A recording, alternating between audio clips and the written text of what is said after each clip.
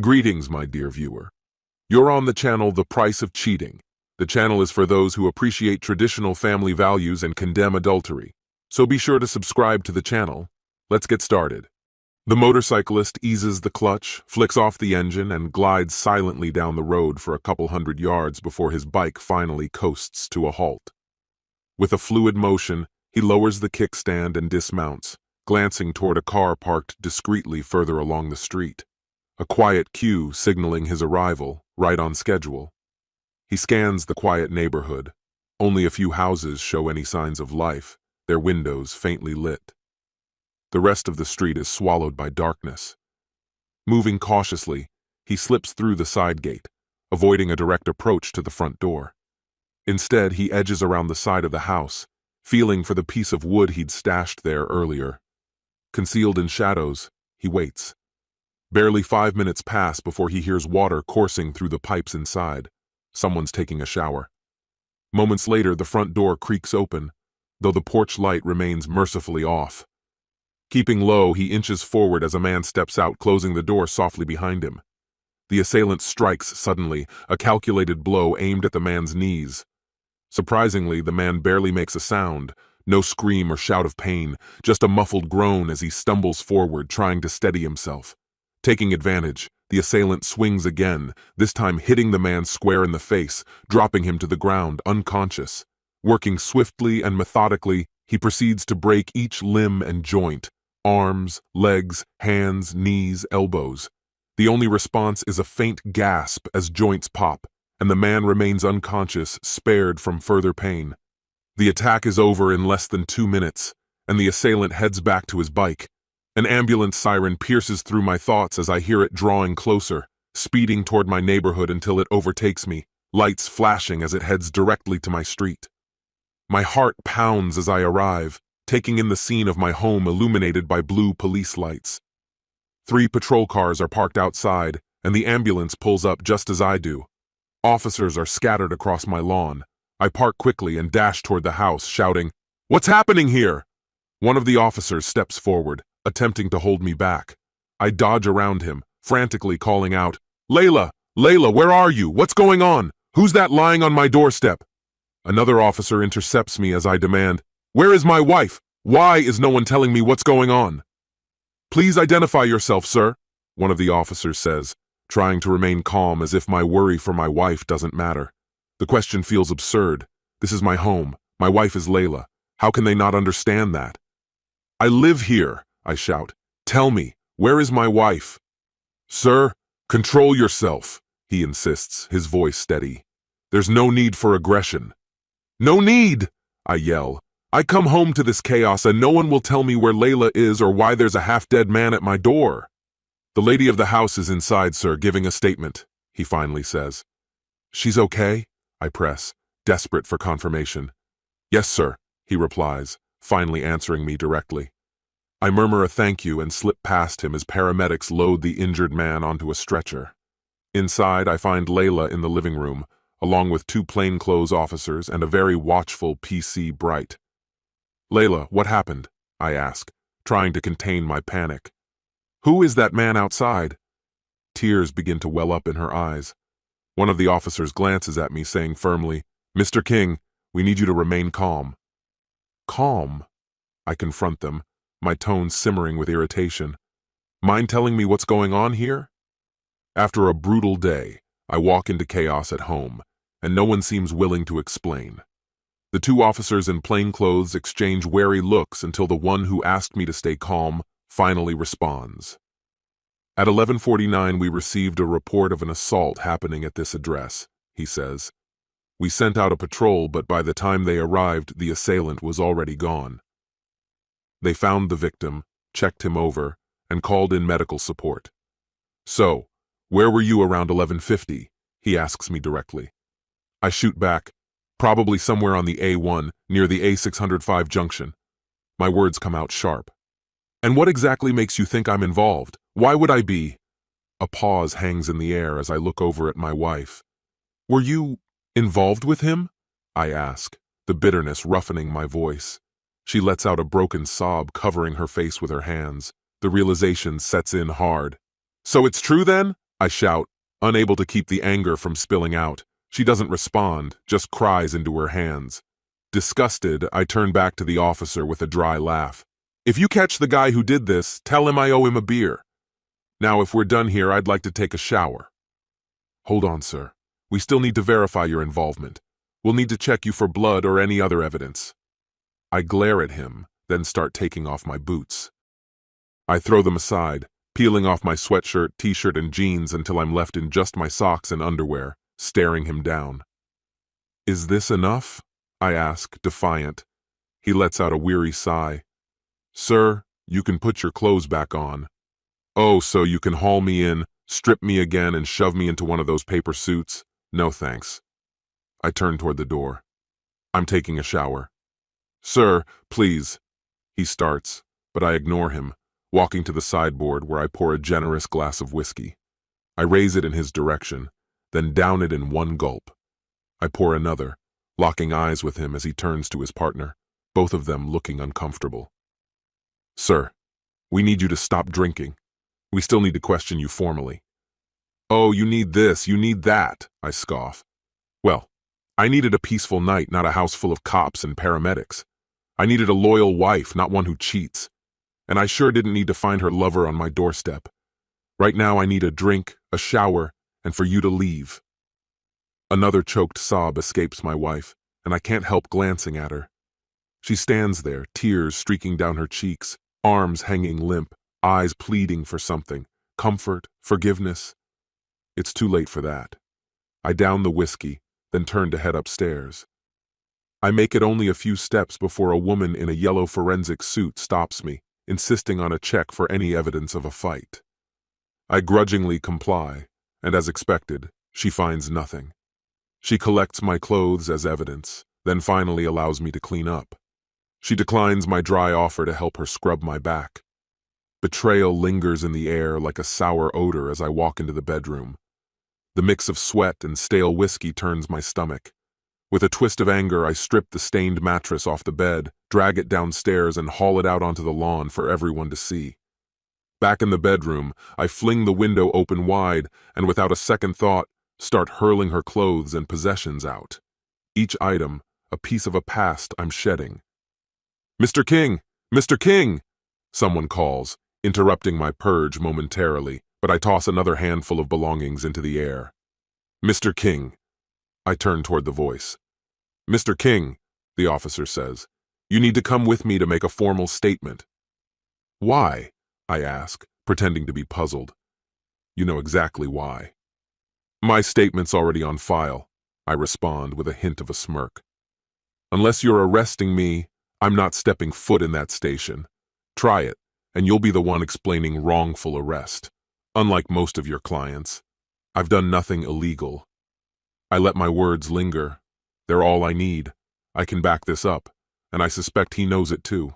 I catch his face reddening, a deep flush rising from his collar to his temples, like a cartoon character on the verge of a meltdown. Donald Duck? Maybe Daffy. Or even better, Yosemite Sam, if he only had that wild red mustache and a cowboy hat. Finally, he reins in his temper and speaks. Mr. King, you're giving me no choice. I'm placing you under arrest on suspicion of assaulting Mr. David Pratt. You have the right to remain silent, but remember, anything you don't disclose during questioning that you later bring up in court may harm your defense. Anything you do say could be used as evidence. He adds, if you don't have a lawyer or can't afford one, we'll appoint one for you. I grin, pulling on a pair of jeans and a t-shirt. Let's get on with it then. As he leads me toward the door, I catch a last glimpse of the chaos in the living room and can't resist a final jab.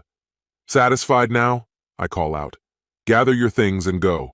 Head to your mother's place or whatever dive you crawled out of. Outside, 2 officers wait, escorting me to the back of a patrol car. As we pull away, one glances back. You gave that guy quite a beating. Can't say I'd blame you. I'd do the same if it were my wife. Jaw tight, I mutter, had I known sooner, I'd have gone further.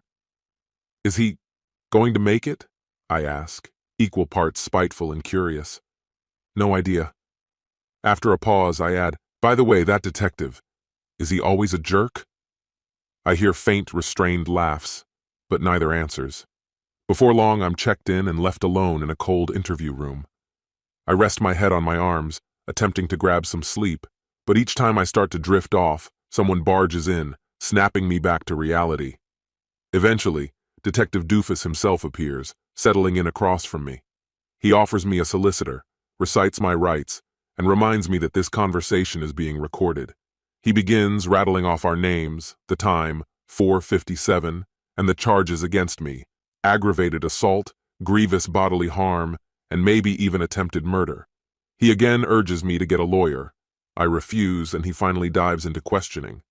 So where were you during the alleged attack on Mr. Pratt? I reply deliberately, ensuring every word registers. As I told you yesterday, I was driving back from Newcastle. I didn't stop once and followed an ambulance down Huntington Road. It overtook me just before I reached home. When I got there, a cluster of officers was already swarming the place, including you. Or should I call it a crowd? A pack? Whatever the term, there were plenty of you, and some bloodied moron was sprawled out on my doorstep. That's when I learned my wife had been having an affair with him. I continue. Since then, you've confiscated my clothes, refused to let me clean up after a long day, despite the smell of proof of her betrayal making me sick. And I haven't slept. I've been awake for over 25 hours. I pause, letting it hang there. I already told you all of this when I arrived home last night. As his anger reignites, I realize I'd overlooked the early signs, the faint red in his ears during my first push. He tightens his jaw, forcing out each word. Do you have anything to back this up? If you could, you'd have spoken up already. Why didn't you ask sooner? He presses, his gaze intense, holding me in silence for what feels like an eternity before breaking it with, what evidence do you have? And, is he still intact? Excuse me? I respond, keeping my tone flat. It's a straightforward question. Does he still have his private parts? Yes or no? He shoots back, his voice edged with impatience. I cock an eyebrow, pushing back. What, too challenging a question? Let's simplify. If I discovered I was married to a cheater and caught her with another guy, trust me, he wouldn't stay whole for long. So, if he's in one piece, it wasn't me. His face darkens as I say this, but he pulls himself together. Mr. King, are you even taking this seriously? A mocking chuckle escapes me. Maybe you're not as slow as you look, I reply, pretending to be impressed. He cuts to the point. Can you prove you weren't there? I shrug. Not here, no. But if we go to my van, I've got proof of my whereabouts at 7:30. And just how does that help? He snaps, his frustration barely contained. I offer another nonchalant shrug, refusing to give him the satisfaction of a full response. His stare sharpens, like he's trying to bend me to his will through sheer intensity, which amuses me enough that I let a small laugh slip. He growls, "What's this supposed proof?" Maybe a signed, time-stamped delivery slip from Newcastle around 7:30. That good enough for you? I manage a mostly straight face, watching him silently count on his fingers, figuring the 252-mile distance. His ears are blazing red by now. He finally looks pleased, almost smug. About 200 miles, mostly on dual carriageways and motorways. With some speed you could make it. Doesn't mean you have an alibi. Perfect timing then, wouldn't you say? I reply with a smirk, which only aggravates him further. He growls, halts the interview, orders me to stay, and storms out. 5 minutes later, he's back, looking as if he's just bitten into something sour. You knew I'd miscalculated, didn't you? I only grin, envisioning him as a dramatic detective in some cheesy western, pistols raised, declaring himself the toughest investigator in all East England. All he's missing is a droopy mustache. Holding back laughter, I picture his geographic and mathematical prowess immortalized in their records. He storms out once more, and I decide to rest my head a moment. Sleep eludes me, though. Quiet chuckles keep breaking free. Eventually he returns, more subdued, announcing I'm free to go. Of course, there's the usual paperwork. I have to be de-arrested and sign a mountain of forms before they'll let me leave. Relief washes over me when I find her still at home upon my return. I'd left my keys last night, and it spares me the choice of breaking a window or setting up camp on the lawn. She looks as drained as I am when she opens the door, her apologies spilling out, how it was all a mistake, how it won't happen again. I keep my calm, even as she insists it was only a one-time thing. I have to keep up the innocent act. With what I know now, she can't suspect a thing. If I'd caught on earlier, there's no telling what kind of trouble I might have found myself in. Ignoring her hollow reassurances, I make my way upstairs for the shower I'd promised myself the night before. As the warm water streams over me, I begin mentally structuring my day. First priority, contacting a lawyer.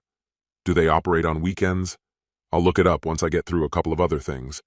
After drying off, I head to the bedroom to grab some fresh clothes. Everything in the room remains untouched, just as I'd left it. Glancing out the window, I allow myself a small, satisfied smirk. Her clothes still lay scattered across our garden and onto neighboring lawns. The urgency of finding a lawyer suddenly slips a couple of slots down on my list. As I descend the stairs, she calls out, mentioning she's made coffee for me. Though I'm reluctant to accept, I realize I could actually use it. In the living room, I find her waiting, eyes red-rimmed and puffy from tears. "Who is he?" I ask, my voice steady. She stammers, No one you'd know." I say nothing, simply holding her gaze. Under the weight of silence, her defenses crumble. "Don Stebbins," she admits at last. Now armed with the name, I pick up the phone and dial the hospital where he works. After a few formal exchanges, I'm connected to his ward. I ask about his condition, but as expected, they refuse to disclose anything due to confidentiality. So I pivot, asking if he has any family there with him. My lips curl into a smile as the nurse mentions his wife is with him and offers to get her on the line. I hear the nurse step away, then return before a woman's voice comes on. "Hello? This is Julie Anderson. Who's calling?" "Hello, Julie," I begin. "My name is Cole, Sebastian King. You don't know me, nor does your husband, but I thought you might like to know where I live." A pause. "Why would I need your address?" "Well," I reply, "I thought you might want to meet my wife, Layla King. Maybe it would be easier to talk things over here, somewhere private. You know, give you the chance to discuss the usual matters, recipes, home care, or maybe even the fine details of why your husband is such a remarkable lover that my wife thinks he's worth our marriage." Layla stares at me, horror etched on her face. At last, she screams, "No!" I half expect Julie Anderson to hang up, but instead she stays on and requests my address. I give it to her, along with my mobile number, and she says she'll come over immediately. "I'll have the kettle ready," I say, almost cheerfully. While waiting, I briefly consider laying out a plastic sheet on the living room floor, but after checking the fridge, I abandon the thought. She arrives sooner than expected, her car tires screeching as she pulls up in the driveway. I hope she noticed the speed cameras on her way. I swing open the door just as she reaches it, which seems timely. I suspect she would have forced her way in otherwise. She strides in with determination, her eyes locking onto my wife. "Is it true?" she demands. "Listen, it's not what—" Layla starts, but Julie cuts her off, her voice like a slap. "Don't you dare lie to me, you faithless liar!" she yells. "You have to understand," Layla sobs. "We didn't plan for any of this to happen." I lean back and observe, quietly entertained, as the scene plays out before me. "Us? By we? You're really just talking about yourself, aren't you?" Julie's voice, though soft, held a razor-sharp edge that cut through the room's silence. "And you just watched it all unfold?" Layla hesitated, her words catching in her throat. "You could have stopped it. You could have reminded him, 'I'm married,' or maybe even told him, 'You're married too.' But neither of you held back. You both decided to walk straight into betrayal." Julie's voice dropped, simmering with restrained anger. "Well, congratulations to both of you," she sneered. "You'll be there by his side when he's discharged, won't you?" She let out a laugh, cold and hollow. "They tell me he'll need constant care, feeding, dressing, bathing, the works. Your husband sure gave him a lesson or two. And I should say," she flashed me a sickly sweet smile, "I owe him a thank you." Her tone turned lethal. As I told that so-called detective last night, if it had been me, he wouldn't be recovering anything. I'd wait till he could stand on his own, then make sure he understood how deeply he crossed me. Tea or coffee? Coffee, please, Layla replied with a shaky smile. Leaving Layla alone, Julie and I retreated to the kitchen, bound by shared pain. We talked about our shattered trust, broken promises, and faithless partners. We exchanged stories of love turned sour, bonds tarnished by deceit. Now and then, Layla would appear in the doorway, listening briefly before retreating again, her discomfort palpable. When the words finally ran dry, I walked Julie to the door, bidding her farewell. A surprising sense of clarity settled over me as I watched her leave. Without delay, I headed back inside, grabbed the mattress, and hauled it out to the garden. On top, I stacked Layla's clothes and belongings, each item heavy with memories. Retrieving a green gasoline canister from the shed, I soaked the pile. Layla rushed out, her face white with fear. "Got a lighter?" I asked, deadpan. Then, with a small smirk, I added, "Just not the red one you hang in the window when I'm not around." "No, please don't burn my things," she pleaded, her voice shaking with desperation. "Doug, I'll do anything." "There's one last thing to finish," I muttered, "and then maybe I'll see what's still left standing." "Doug, please," she begged. "I'm sorry, I love you." "Love?" I replied, barely looking at her. "Is that what you'd call it? Like I wouldn't notice? Or did you just not care?" "Doug, please." "No," I snapped. "You thought I didn't matter, did you? Well, take what's yours or watch it burn with the rest of this trash." I headed back inside, already thinking of my next steps. I'd call a lawyer, though with it being the weekend, I'd have to wait until Monday. When I returned outside, Layla had gathered most of her things and left. Taking a deep breath, I lit the mattress, watching as it caught and consumed whatever remained of her life here. 14 months later, I finally received my decree absolute, sealing my freedom. Layla's twins, now 6 months old, were proof enough of her infidelity. I had no obligations to her or them, and that suited me just fine. Pastor Donald Anderson, as I heard, was still begging his wife to take him back, mostly it seemed, so she'd help care for him in his fragile state. Detective Brian Hill had called me in a few more times regarding the incident, but he was no closer to solving it. I gave him nothing but polite indifference, leaving him with an unsolved mystery and the open ends of a shattered story. There were a few things I chose not to share with him. I didn't bring up the fact that my buddy Stu had dropped by a couple of weeks back. I didn't say anything about how she'd opened the door in a silky nightgown and dismissed him coldly. Nor did I mention that Stu, leaning against his bike with a cigarette in hand, had called another friend, only to witness the pastor arrive and get a warm greeting from Layla at the door. I also omitted that Stu had swung by to pick me up in Newcastle on his roaring motorcycle, a Hayabusa, if that kind of detail interests you, or that we had swapped bikes so I could get back just as the pastor was finishing his time with my wife. I made sure not to mention how I had subtly yet unmistakably made my stance on the situation known, or that I had driven off to a planned location, changed out of the coveralls I wore for the ride, and all the rest of it.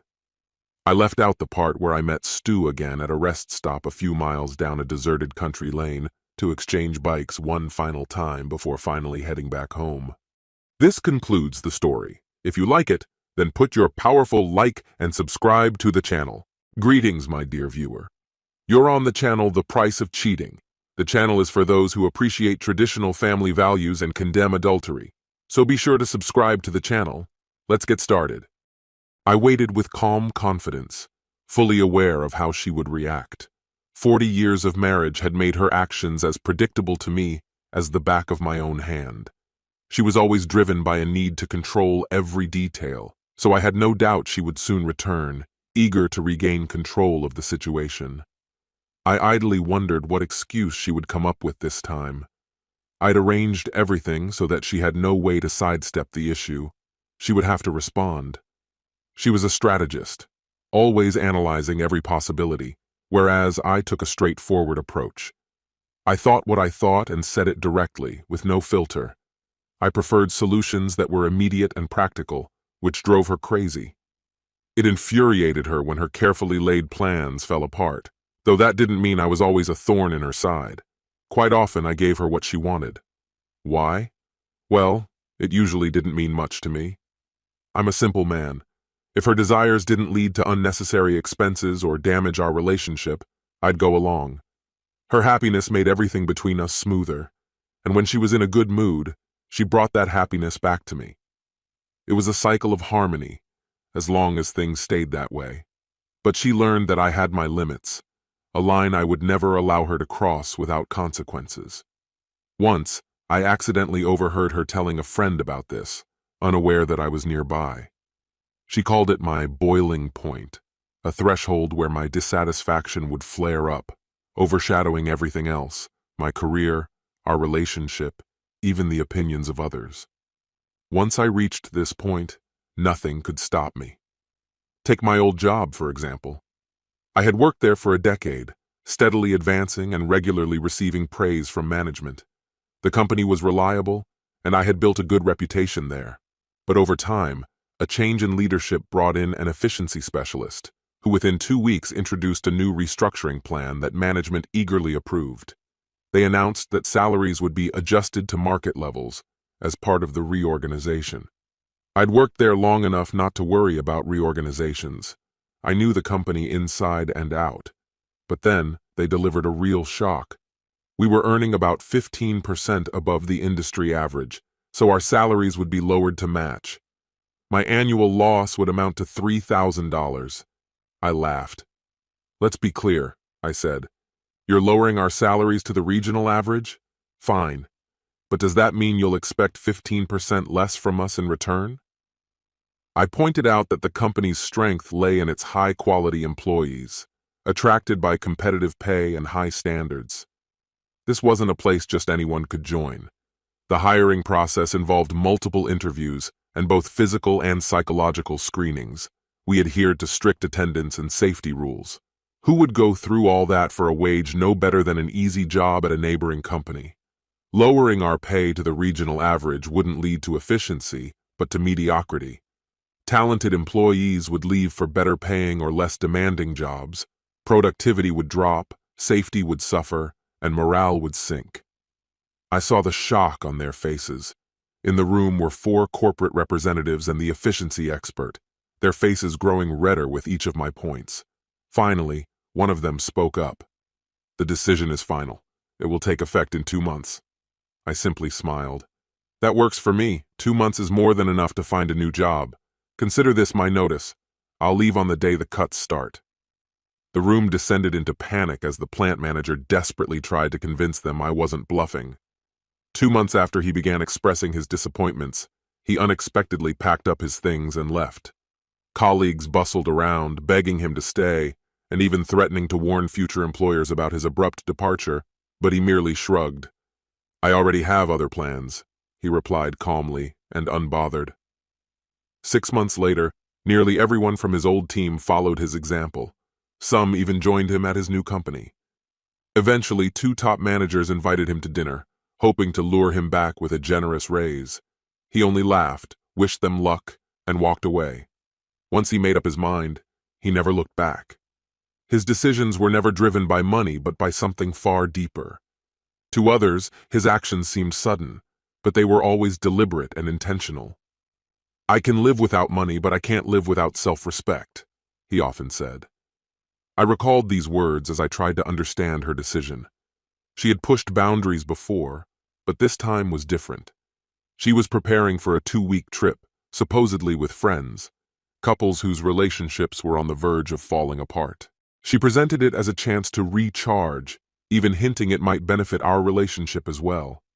I saw through it. A beach surrounded by strangers, alcohol, and a circle of women I didn't trust. "It's your life," I said. "Do what you want, but remember there's always a price." She knew the phrase. It was my way of conveying that I thought her plan was a mistake, but I didn't want to argue. If she went, she'd deal with the consequences alone. "One more thing," I added. "If you plan to share yourself with others, I'll need my rings back." She flared up, and I listened in silence until her anger faded. "While you were talking, I had another thought. I finally said. "You're leaving for 2 weeks. It might be hard to find a place to live when you return. Should I put your things in storage or send them to your family?" She responded with rage and denial, but didn't change her plans. 3 days before her flight, she came home to an empty apartment and a note. "I've thought it through. I no longer want to live here." The note also read, "Now you're free to go without worrying about anything. Enjoy your trip. Oh, and leave the rings. They've lost their meaning." Friends encouraged her to move on, but she spent the next 2 days trying to track me down. I had taken a vacation and gone fishing. Casting my line, I wondered if she'd still board that plane. Suddenly, I heard footsteps. "I knew you'd be here," she said. "Thanks for ruining my trip." I kept looking at the water, waiting for the big fish I'd missed last season. "Are you happy?" she asked sharply. I shook my head. "Not at all. I'm just curious. If I'd been a bit more passive, you'd be there now without a shred of guilt, thinking you had me under your thumb. So why are you here? Trying to ruin my weekend too?" I looked her in the eyes. "You won't succeed. You know why? Because you won't be here. Go home. Go anywhere. Just leave." She stayed put, so I added, "Fine. Stay if you want. But I'll cancel the investigator and file for divorce due to irreconcilable differences. It's quick now. We can be free in 3 months." At that moment, the elusive fish broke the surface, splashing me and slicing through the air with its tail. I focused on the reel, letting the noise of her words fade into the background. At that moment, he lunged at me, swearing with a fury worthy of a sailor. I splashed into the lake, and the fish, seemingly satisfied, spat out the hook, flicked its tail, and disappeared into the murky depths. She was both laughing and shouting. The water only reached my waist, but for early April it was unexpectedly cold. I slowly dragged myself to the shore. "Are you ready to talk to me now?" she demanded. "I don't want a divorce, for God's sake. You have to listen to me." No sooner had she finished than I firmly shoved her, sending her straight into the lake. She flailed her arms, trying to keep her balance, but the mud betrayed her, and with a splash, she fell backward into the water. As she tumbled, I noticed her outfit. She'd dressed up, with barely anything under that short skirt. But once she was soaked and smeared with mud and grass, all the allure was gone. The cold water clung to her, outlining every detail, yet it was no longer attractive. She began to get up, ready to start yelling, but I immediately pushed her back down. When she finally rose again, I raised my hand to stop her. "Listen, not one word from you. If you say a single word before I'm done, I swear I'll jump in and hold you underwater until you're out of air. Just nod if you understand." Her gaze met mine, and slowly she nodded. "So what's all this about?" I continued. "We both know that if I played along with your games, you'd already be in bed with someone else. Deny it all you want, but it's true. I hope your friends are ready to console you. You're going to need them. Maybe you'll spend your time fighting each other over guys. God knows they all tried to hit on me even knowing we were married. But I'm done with it. Don't look for me, don't call, and don't contest the divorce." As I walked away, her cries and screams calling my name echoed behind me. I knew she'd try to stop the divorce, but I couldn't understand why. She even hired a famous attorney who managed to get us a hearing with Judge Edith Vane, infamous for her efforts to save marriages. She even ordered us to attend counseling. I nearly got slapped with a contempt of court charge after voicing my frustration. "This is pointless, Your Honor. I don't want to fix anything. I just want to leave. She's always been cold." "Mr. James, you don't have to like it," the judge retorted. "But you are required to attend and fully participate. Understood?" Her tone irritated me, and I shot back. "This woman is so full of herself, her eyes should be brown. I understand, Your Honor, but didn't you try counseling with your last husband? As I recall, you ended up divorced anyway." "Suppose I ask you a hypothetical, Judge," I continued. "If I told you that you were a bad judge who doesn't understand people, and then you lost re-election, would it hurt more because I said it, or because it was true?" Her face instantly changed from pale to bright red with anger. She slammed her gavel, seething. "Take him into custody for contempt of court," she ordered. My lawyer, a close friend, instantly sprang to his feet. "Your Honor, are you seriously sending a man to jail for a hypothetical question?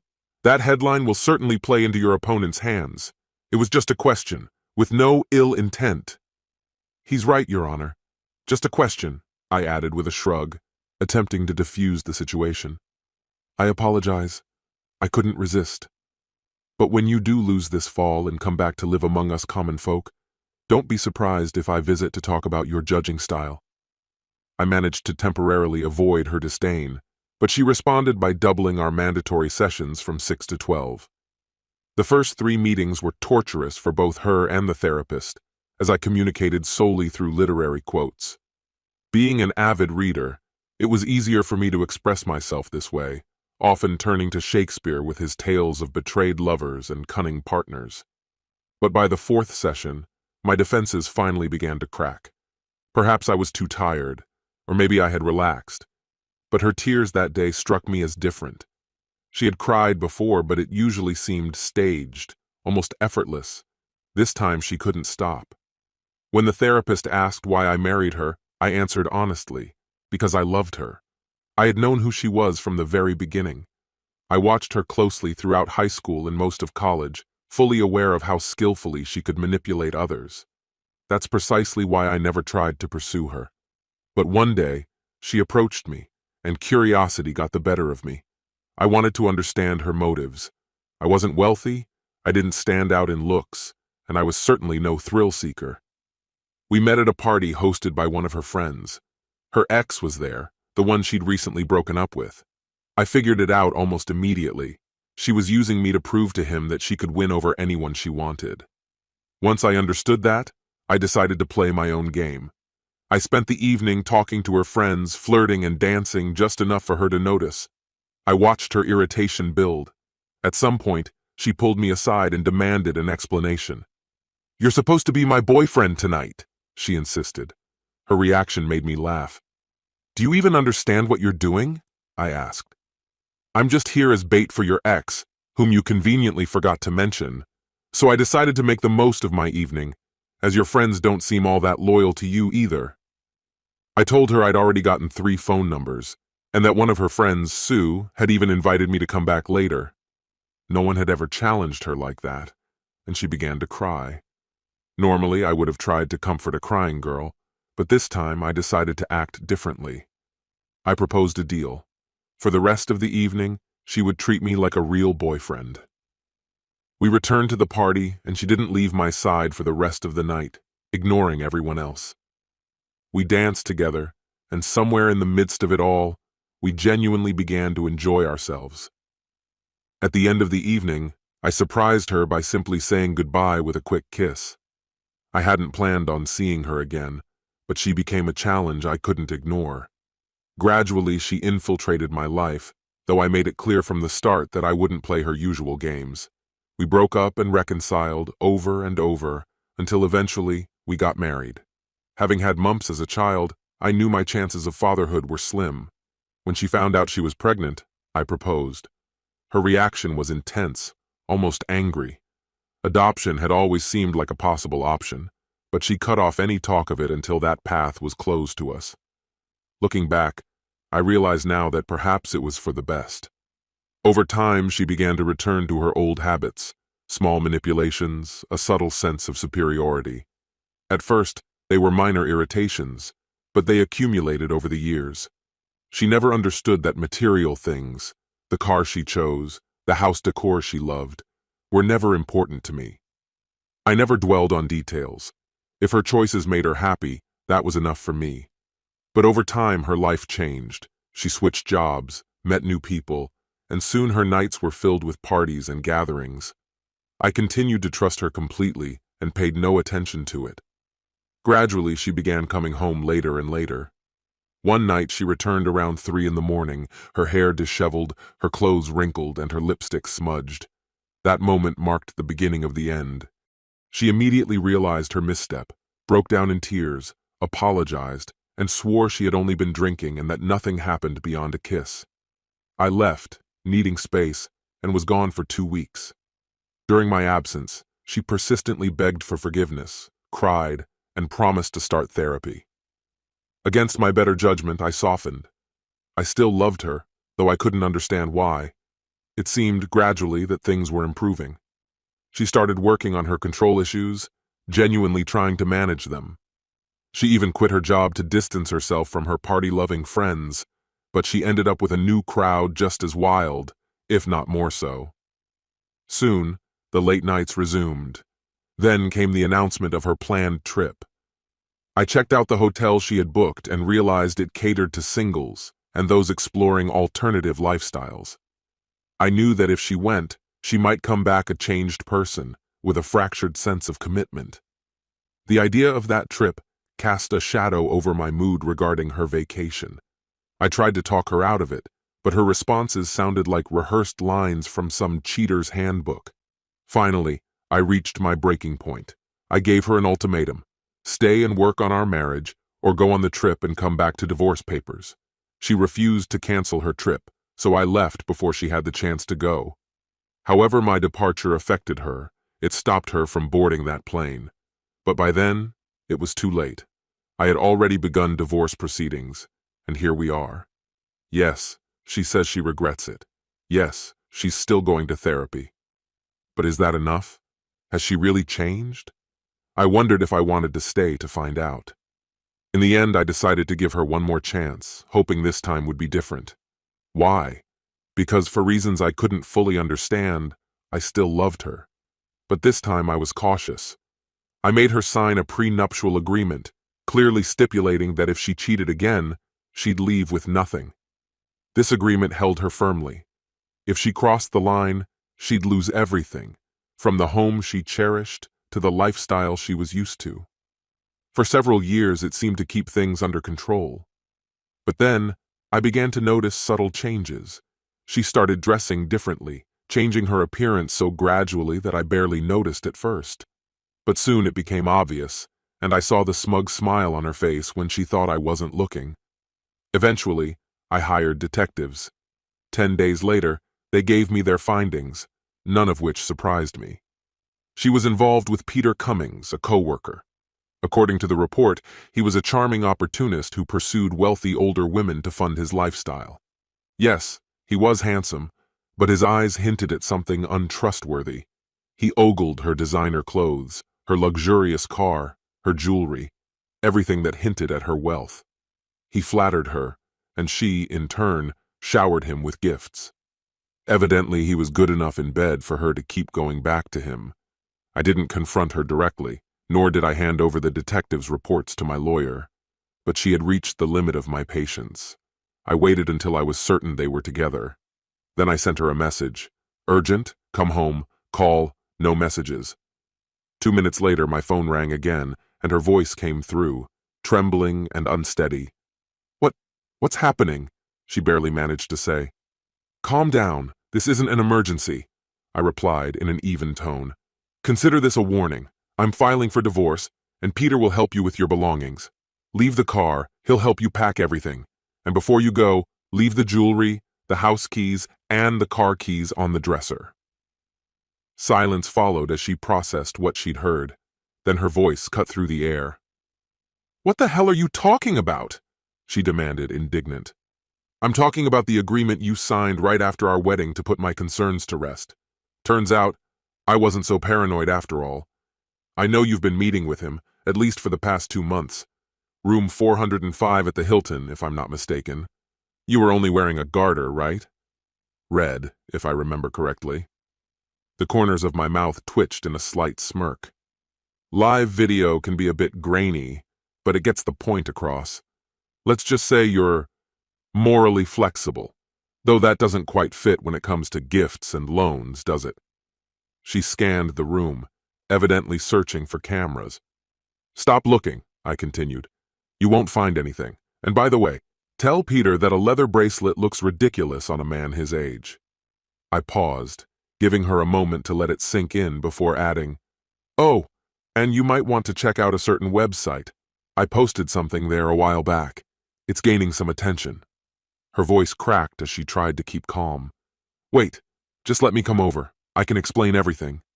I poured myself a glass of whiskey, settling in with interest to watch the scene unfold. A few minutes later, her car pulled up and she hurried inside, her heels echoing loudly. Her gaze swept over the room until it landed on me by the fireplace. I had set a chair across from me, the firelight casting a warm glow. I gestured to the chair across from me. "Sit." She hesitated, irritation flickering across her face, but eventually complied. "Wine?" I offered, pouring myself another glass. She nodded, and I poured for her, then leaned back, savoring the tense silence. "Let me get comfortable," I said, leaning back in the chair. "I enjoy a good story, although they sometimes lull me to sleep. I hope you don't mind if I doze off." Her lips tightened, but she remained silent. After a moment, she whispered, "You know I love you, right?" I looked into her eyes in silence, letting her words hang in the air. She took a shaky breath. I'm sorry. Peter was a mistake. It's over. I told him that before I came here." "Maybe you'll get lucky next time," I replied sarcastically. She flinched, irritation flaring in her eyes. "Darling," she said sharply, "this isn't helping." I laughed, feigning surprise. "Oh, was I supposed to help? With what? Finding someone else? A couple of guys at work might not be too picky. Maybe we should grab those photos from Peter and put together a little album?" Her face turned pale, her voice trembling. "Please, darling, just stop." "All right, let's skip the theatrics," I said. "Just tell me why. Why risk everything knowing how much you had to lose?" She lowered her gaze, whispering almost inaudibly. "I don't know. Maybe I could give an example. Do you remember those old, expensive sneakers I've had forever? They've worn down, the edges frayed, but they feel like they've become an extension of me, molding to my feet in a way no others ever could. Parting with them seems unthinkable. They're so comfortable, reliable, almost like a part of me. You're like that in my life too. A constant presence that fits me perfectly, something I'm just not ready to let go of. You know those bright red high heels in the store window? Eye-catching, tempting, but clearly not meant for long wear. If you wear them too long, they'll rub and hurt, but for a brief moment they make you feel invincible. Those heels were a quick spark, a fleeting thrill that wasn't meant to last. Do you understand? It was just a passing moment, a taste of something fun and impractical before returning to reality. "Do you understand?" she asked, and I nodded, my mind already made up. "Yes, now everything is clear to me.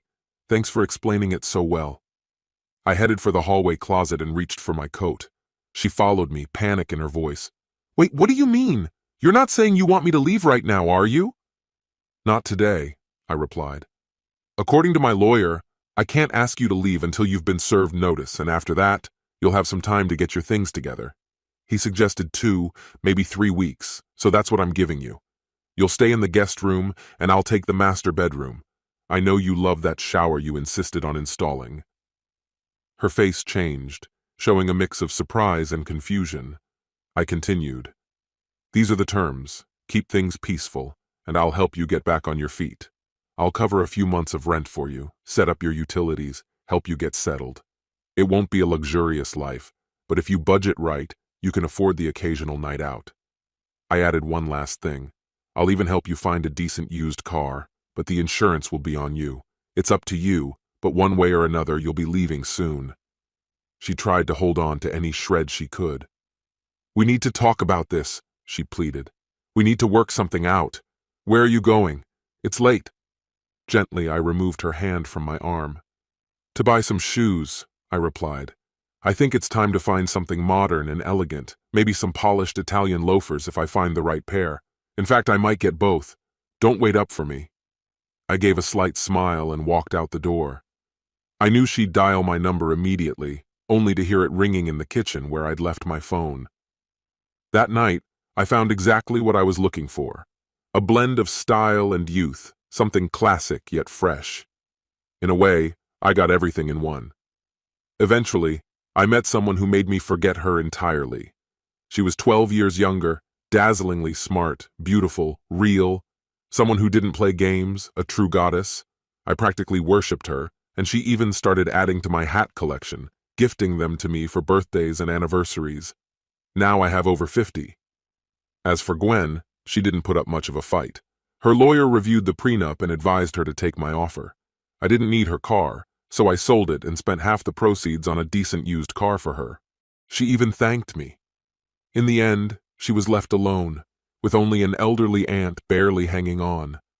Having declined motherhood in her younger years, she found herself in retirement with no children, no grandchildren, no one. She was just a wallet for her young lover, and now with no money and no luxury car, she meant nothing to anyone. This concludes the story. If you like it, then put your powerful like and subscribe to the channel. Greetings, my dear viewer. You're on the channel The Price of Cheating.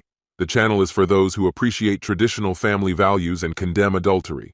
So be sure to subscribe to the channel. Let's get started. Ben stretched out on the couch, his thoughts spinning after Jane dropped an unexpected bombshell. A full month abroad for work. A career-defining project, as she described it. Her boss had entrusted her with a critical assignment that demanded her presence overseas. A mixture of pride and apprehension surged through him. He admired her drive, but the idea of being apart for so long weighed heavily on his heart. Since their wedding, they'd never been separated for this length of time. Their marriage was still in its early chapters, 3 years in, and they were building a life together in a cozy little rental on the outskirts of Dallas. It wasn't luxurious, but it was theirs, a space they had imbued with love and shared dreams. Both were determined professionals, saving every spare dollar to buy their first home. Long hours and demanding jobs had become the norm, but their shared vision brought them closer. Lately, however, Ben couldn't help noticing subtle changes in Jane. Her focus on work had become razor-sharp. Late nights at the office and a readiness to jump on every career opportunity had become routine. "What's gotten into you, Jane?" he had asked teasingly one evening. "You're climbing the corporate ladder like there's no tomorrow." Smirking, she had shot back, "Just wait. I'm going to out-earn you soon." Her playful tone had made him laugh. "Ah, so this is a competition now," he'd joked. At the time, it seemed like light-hearted banter. But now, as he watched her methodically pack her suitcase, her determined expression unsettled him. Jane had always been ambitious, but this felt different. She spoke about impressing her superiors and taking on tougher challenges with a seriousness that hinted at something deeper. Despite the pang of impending loneliness, Ben felt an overwhelming sense of pride. Watching her carefully fold each item of clothing, he couldn't resist teasing, "Looks like I'll be married to a CEO someday."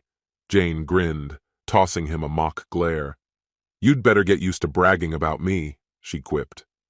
Her confidence eased some of his worries, and as they hugged, he felt a glimmer of hope that they'd manage this transition just fine. The morning of Jane's departure was bittersweet. She double-checked her bags, ensuring everything was ready for her trip. A month in Spain, it sounded both exciting and daunting. Ben couldn't ignore a pang of envy. Spain had always been on his bucket list, though time and finances had kept it out of reach.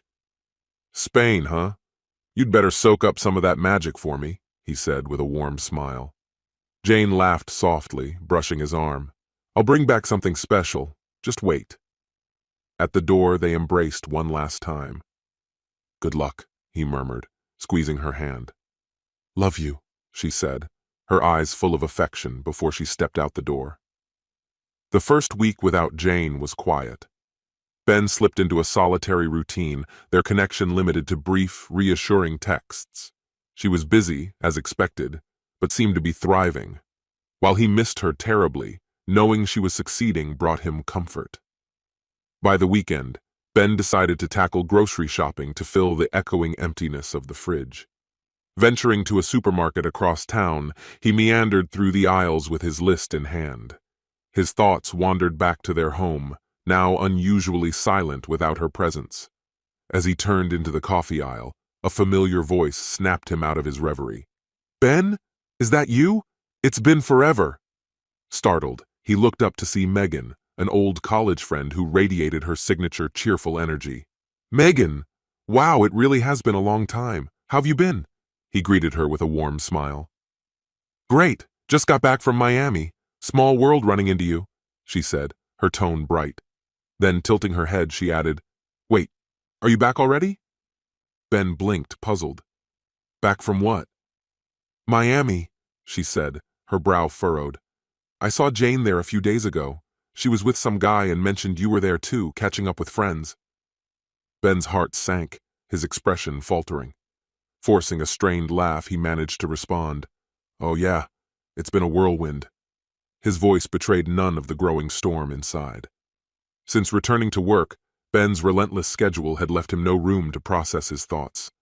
Yet when Megan's face softened with a trace of sympathy and she murmured, "Don't let it get to you too much," her words stuck with him.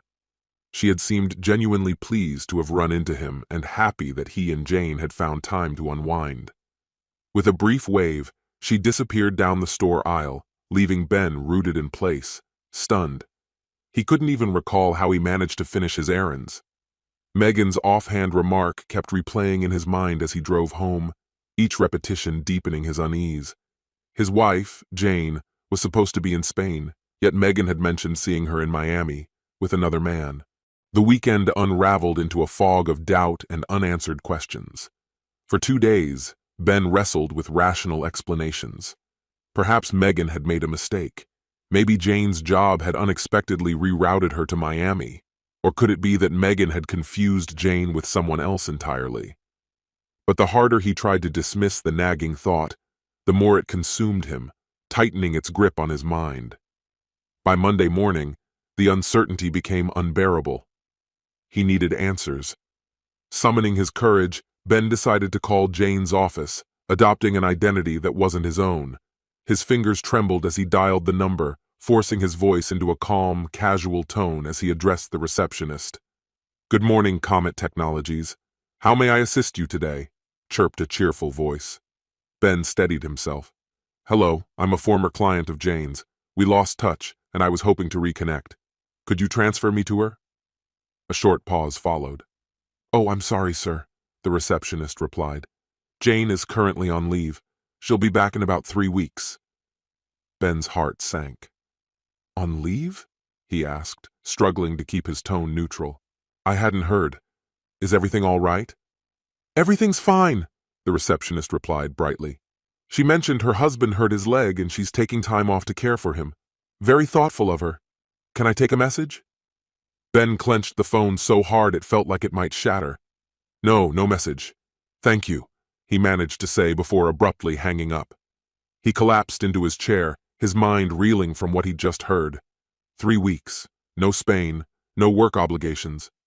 Jane had told her office she was staying home to care for her injured husband. The elegance of the lie made his stomach turn. But Ben wasn't injured, and he certainly hadn't been part of this story.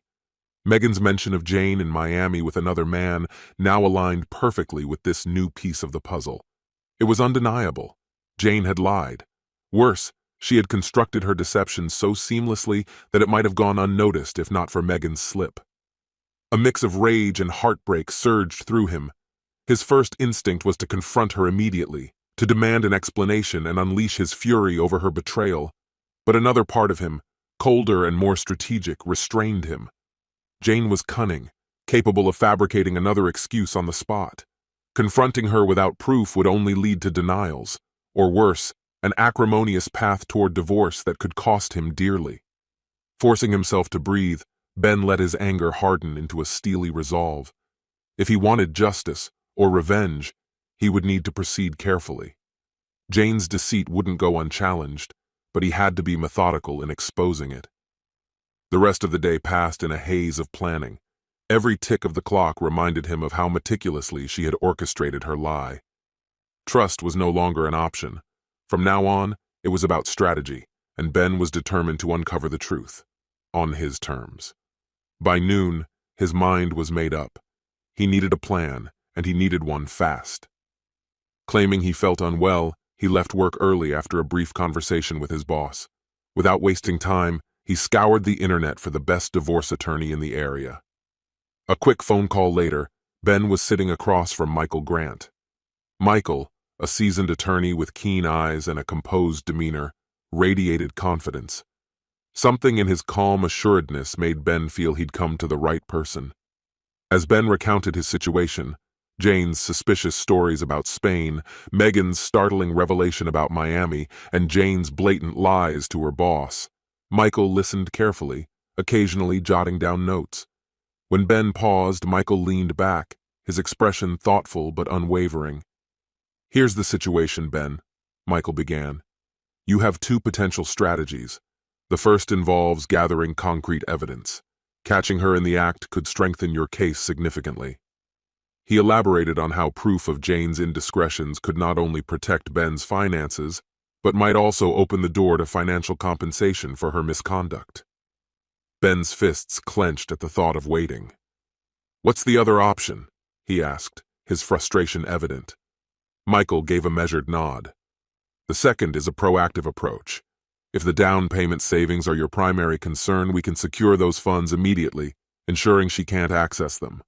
Once that's done, we'll initiate divorce proceedings while she's away, leaving her with limited recourse." Ben's shoulders relaxed as he processed the plan.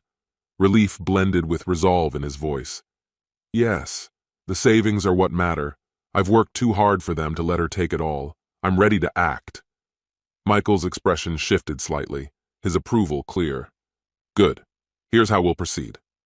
For the next hour, Michael detailed a step-by-step plan to transfer the money into a private account solely under Ben's control. The strategy was meticulous, designed to be both swift and discreet. Michael stressed that time was of the essence. The days that followed were a whirlwind. Each night, Ben pored over financial records, diligently following Michael's instructions. As he moved the money and secured their assets, he felt a growing sense of empowerment. By the end of the week, the funds were secure, the divorce papers prepared, and everything set in motion. Now all he had to do was wait for Jane to return, unaware of the storm that awaited her. Jane arrived in a taxi, glowing from her time away. The tan on her skin reflected days spent in the sun, while her mind replayed memories of laughter, beaches, and the freedom she'd savored during her so-called work trip. Walking down the street to their home, she rehearsed her narrative about the relentless deadlines that had overshadowed the charm of Spain. It was a story she felt confident would hold up. As she neared the driveway, an unfamiliar car caught her eye. She frowned but dismissed it, assuming Ben might have a guest. She reached into her purse for her keys, but before she could unlock the door, it swung open. Standing in the entryway was a woman in her mid-30s, her expression warm but tinged with something that unsettled Jane. Beside her stood a young boy clutching a basketball, his curious eyes taking Jane in. Thrown off guard, Jane managed a polite smile. "Excuse me, but who are you and what are you doing in my house?" The woman's smile grew, though her tone remained calm and assured. "You must be Jane," she said, her voice almost friendly. Jane nodded, her unease mounting. The woman continued before Jane could respond further. "Ben told me you'd be stopping by to pick up your things. I'm Dana, and this is my son, Lucas." She gestured casually toward the house. "We've just moved in. Such a wonderful place." Jane's prepared lines vanished, replaced by a wave of disbelief as Dana's words sank in. She stood frozen on the doorstep, speechless, as the reality of the situation unfolded before her eyes. As Jane stepped onto the porch, an overwhelming sense of vertigo struck her, as if the earth beneath her feet had disappeared. Her suitcase slipped from her hand, hitting the ground with a muted thud, but she hardly noticed. Her gaze, wide with shock, locked on Dana, while her lips moved soundlessly before finally croaking out, "Moved in? What do you mean you've moved in?" Her voice was fragile, barely holding together. Dana inclined her head, her expression teetering between thoughtfulness and a faintly smug pity. "Ben didn't mention it?" she asked, her tone laced with insincere sympathy. "We've been working out the details for a while now. He wanted everything ready for Lucas and me to settle in. He's been incredibly thoughtful. A real fresh start for all of us." Jane's hand clutched the doorframe as disbelief washed over her like a tidal wave. Her thoughts spun in chaotic circles, trying to reconcile Dana's words with her own reality. This was her home, hers and Ben's. How could he not have said anything during her time away? Her voice, barely audible, cut through the silence. "But this is my house. I'm Ben's wife." Dana's face softened, though her eyes gleamed with quiet triumph. "Oh, I'm well aware," she said gently, as if consoling a confused child.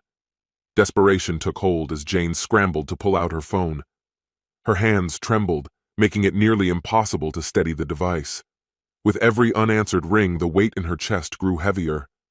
When Ben finally answered, his voice was maddeningly composed.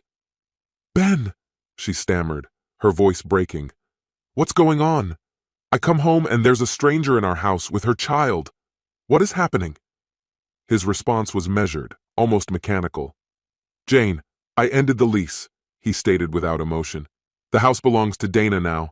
I thought it was time for a clean break.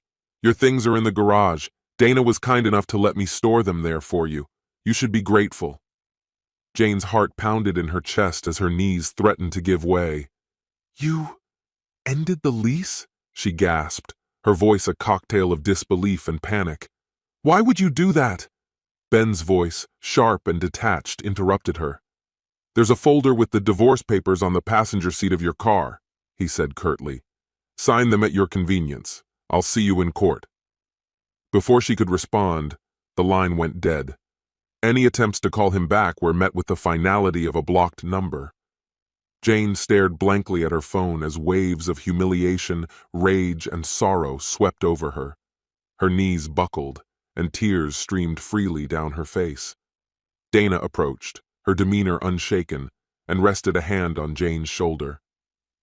"I'm sorry this is happening to you," she said with a veneer of concern. "Your things are in the garage. I hope you find everything you need." Jane couldn't summon a reply. Turning on autopilot, she walked toward the garage, her vision blurred with tears. Inside, she found a few boxes stacked haphazardly, her life condensed into careless piles. Atop one of the boxes sat a folder labeled "Divorce Papers" in bold, unfeeling letters.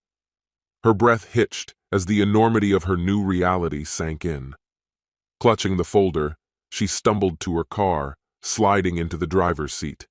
She gripped the steering wheel as if it were the only thing keeping her from unraveling completely. Without looking back, she started the engine and drove aimlessly, her tears blurring the road ahead as she sought a shred of solace in the chaos of her unraveling life.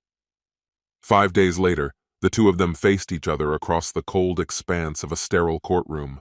The love they once shared was now a distant memory, replaced by an oppressive tension that filled the air.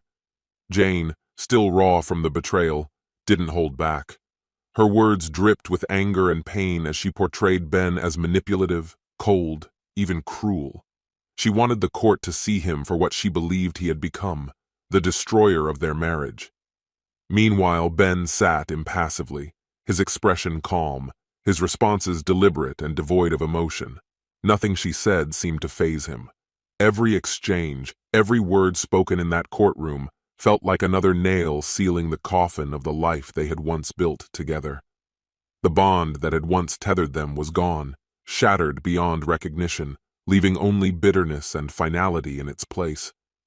Ben entered the meeting with a collected presence, adhering strictly to his lawyer's counsel, remain unshaken and unbothered, no matter how sharp Jane's words or how icy her glares.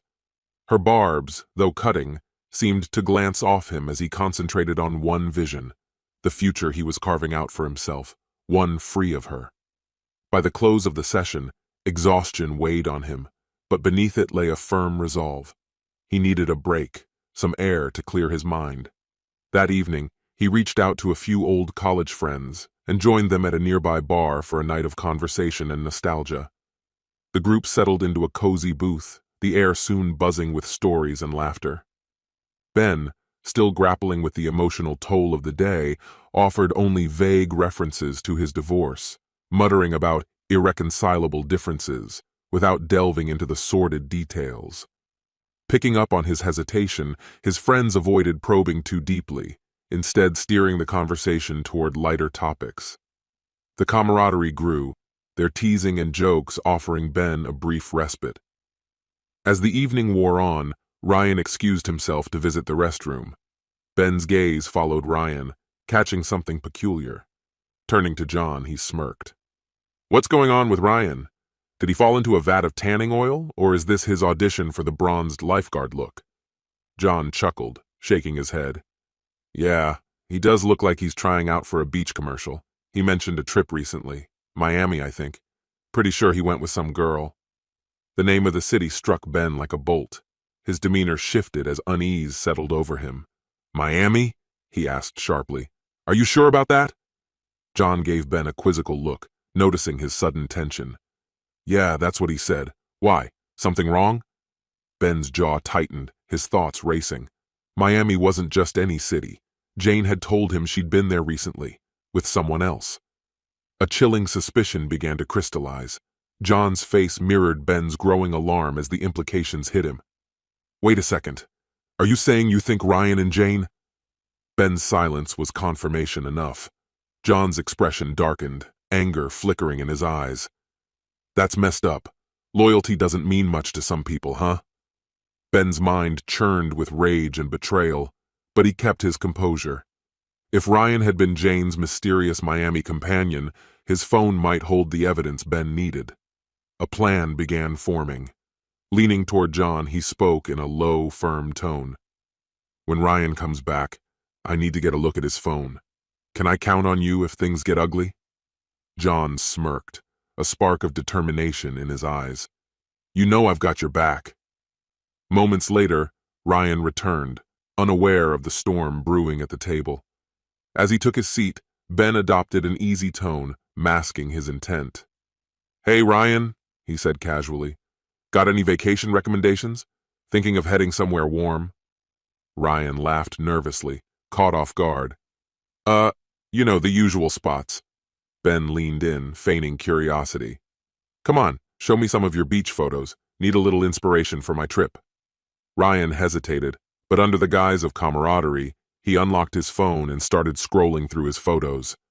Before he could react, Ben moved swiftly, grabbing the phone from his hand. What the hell, man? Ryan shouted, lunging to retrieve it, but John and the others quickly intervened, blocking his path. Calm down, Ben said, his tone ice-cold as he navigated the phone. Just checking something. Ryan's protests became white noise as Ben scrolled through the gallery, each image confirming his worst fears. There they were, photo after photo of Ryan and Jane in Miami. One captured them lounging on the sand, another laughing over cocktails, their bodies close and their expressions unmistakably intimate. Each picture was a fresh wound, cutting deeper than the last. Ben, steady despite the tempest inside him, forwarded the damning images to his own phone. Ryan's frantic attempts to regain his device were futile. The betrayal was laid bare, the proof now undeniable. Though the realization hit him like a punch, Ben knew one thing for certain. The truth, no matter how painful, was finally his to hold. The pictures told the tale with undeniable clarity. Vibrant beach days soaked in sunshine, glasses clinking in celebratory cheers, bursts of laughter too real to fake, and intimate selfies of intertwined arms, a blatant testament to the closeness shared between them. Ryan, seriously, hand it over, Ben demanded, his voice edged with a mix of anger and disbelief as he reached for the phone. But John and the others restrained him, keeping him firmly in place. Their expressions were unyielding, marked by a collective sense of betrayal. Among this group, loyalty wasn't merely encouraged. It was sacred, an unspoken oath forged in their college years and honored ever since. Over time, as they navigated relationships, marriages, and the shifting tides of adult life, one rule had always remained non-negotiable. No one crossed the boundary with a friend's partner.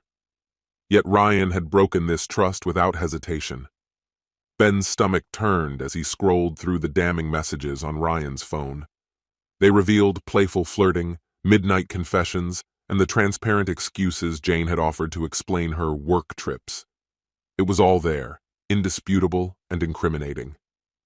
Ben forwarded the evidence to himself, ensuring nothing would be lost. Tossing the phone back to Ryan, he spoke with cold finality. Take it. Thanks for the memories. The air at the table grew heavy with tension, the group's silence brimming with betrayal and anger. Nate was the first to speak, shaking his head in dismay. His tone, though low, carried the sharpness of a blade. We had a rule, Ryan, a code we all swore by, and you threw it away for… What? Ryan's face flushed with guilt as he stumbled over his words. It's not how it seems. Spare us, John interrupted, his voice cutting through Ryan's feeble defense. We've seen the proof. It's exactly how it looks. Ryan tried again, his excuses faltering. I didn't think it would go this far. Ben's voice was frigid, laced with contempt. You didn't think? You didn't think about loyalty, about your friends, about decency? No, Ryan. You only thought about yourself. His piercing glare left no room for doubt, his disappointment palpable. The group sat in a suffocating silence, Ryan's betrayal a storm cloud hanging over them. After a long pause, Ben rose to his feet, his expression resolute. He looked down at Ryan, his voice devoid of emotion. There was a time I might have knocked you out for this, but you're not worth it. You'd just run crying to the police anyway.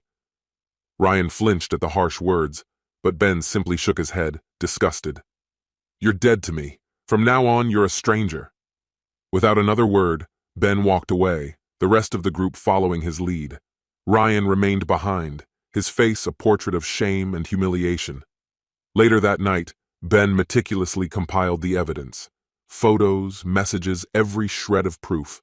It was all assembled. At the next court hearing, he presented it with unwavering precision, laying bare the extent of the betrayal for everyone, including Jane. Her reaction, a mix of shock, anger, and despair, revealed the truth. She had no defense. The divorce was finalized quickly, with Ben retaining their savings. Jane, her infidelity exposed, had little ground to contest. In the aftermath, Jane and Ryan clung to their relationship for a brief time, as if desperate to salvage what had brought them together. But the foundation of their bond crumbled under the weight of guilt and the fallout of their choices. Within 2 months, they had drifted apart, unable to withstand the social consequences or the emptiness left behind. Word of their betrayal spread quickly among friends and acquaintances, leading to swift and unforgiving backlash. Relationships with both Jane and Ryan disintegrated, leaving them isolated and ostracized. They had crossed a line that could never be undone, and the world around them reflected that truth. For Ben, the betrayal had been deeply wounding, but as the dust settled, he found himself in a better place. The lies and deceit were behind him, and he began to rebuild his life with clarity and peace. With a deep breath, he let go of the pain and stepped forward into a future full of new possibilities, free from the shadows of his past. This concludes the story. If you like it, then put your powerful like and subscribe to the channel.